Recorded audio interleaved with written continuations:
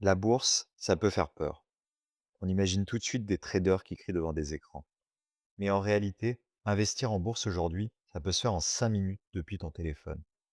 Et les ETF sont faits pour ça. Mais qu'est-ce que c'est réellement un ETF? Imagine que tu veux investir dans les meilleures entreprises du monde, Apple, LVMH, Toyota. Mais acheter les actions de chacune, une par une, c'est compliqué et cher. Un ETF, finalement, c'est un panier qui les regroupe toutes. Tu achètes une part de ce panier et automatiquement, tu es exposé à des centaines d'entreprises en même temps. Finalement, c'est comme acheter un abonnement Netflix qui te donne accès à tout plutôt que d'acheter chaque chose séparément. Mais alors pourquoi c'est mieux que de choisir soi-même ses actions sur lesquelles investir? Choisir soi-même, ça comporte un risque. Si l'entreprise va mal, forcément, tu vas perdre.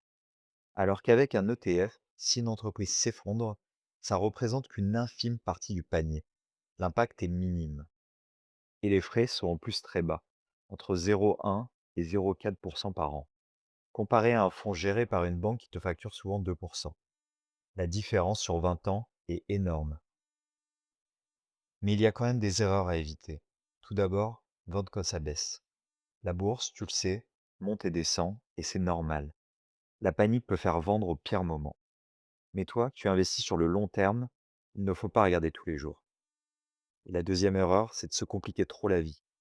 Un seul ETF World suffit pour commencer. Pas besoin d'en acheter 10. Et au-delà des erreurs, il y a un risque. C'est de la bourse. Tu peux perdre.